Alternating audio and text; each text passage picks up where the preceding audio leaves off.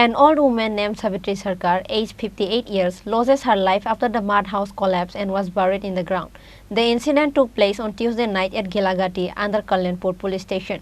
Local MLA Pinaki Das Chaudhary rushed to the spot after hearing about the incident. Savitri Sarkar, resident of Gilatali Police Para area of Kalyanpur police station area, after having dinner on Tuesday like other days, she fell asleep in her mud house.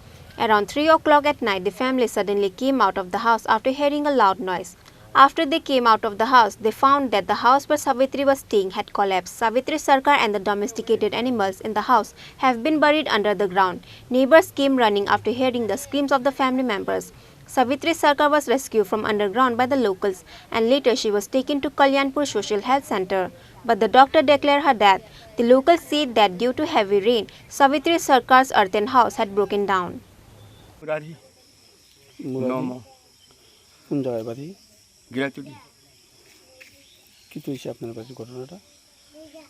রাত ৩টার সময় হঠাৎ করে একটা শব্দ হয়েছে।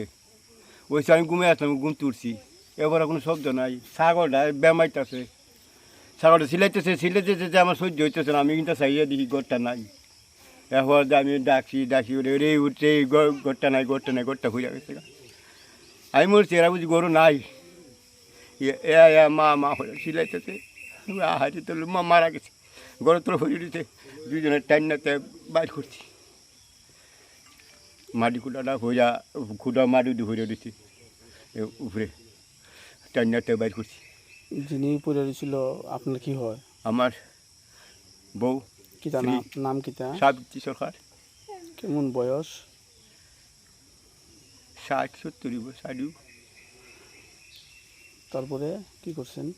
তারপরে টাইনা আনছি, পানি টানি দিছি, ওই ঘরে নিচে লোক আইছে, এমনি মতে দেখে হাসপাতাল বুঝে নিচে, হাসপাতাল টানছে মারা। সকালে হসপিটাল নিচে হসপিটাল টানছে আনছে মারা। কালকে তো সারা রাত্রি বৃষ্টি হয়েছে, শক্ত বৃষ্টি হয়েছে। এমনি তো বাঙ্গা ঘর, আর জল টল পড়ছে শুয়াইয়া, শব্দ দিয়েছে, হইয়া লাভ নাই। আমি ঘুম তুলতে গেছিলাম, আমি দিনে ডাক দিছি, আর ঘর যে ভরতে যদি জানতাম তো যখন টাইনা বের করতাম। Meanwhile, after getting the news of the incident, the area MLA Pinaki Das Chaudhary rushed to the spot and talked to the family and shows her condolence, and she also says that a house has been arranged for the family by the government. সেটা জানি না, আমি আসার পরই খবর পেয়েছি। যাই হোক, আমি ডাক্তার এমওআইসি যে আছেন সন্দীপবাবু, ওনার সঙ্গে কথা বলেছি। অলরেডি সেটা ওখানে হয়ে যাবে, কিন্তু যারা দায়িত্বে রয়েছে এটা তো ঠিক নয়, এটা তো পরিষ্কার।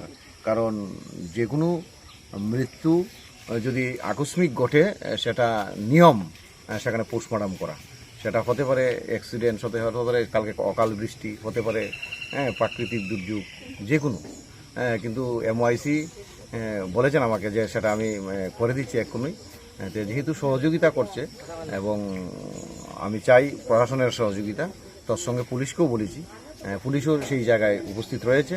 অলরেডি পুলিশ পোস্টমর্টম করে, কারণ সেখানটায় এই সহযোগিতা দিতে গিয়ে, সেটা আপনিই বলেছেন এবং সবাই জানে, আমার পুলিশ রিপোর্ট এবং পোস্টমর্টমটা লাগবে, এবং সেই জায়গায় সেইগুলি এখন করা হবে।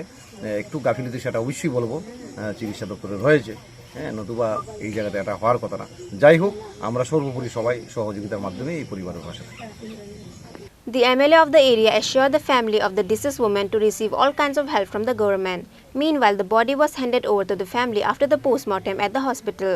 A shadow of grief has descended on the area over the incident. Bureau Report, Chini, Khorang.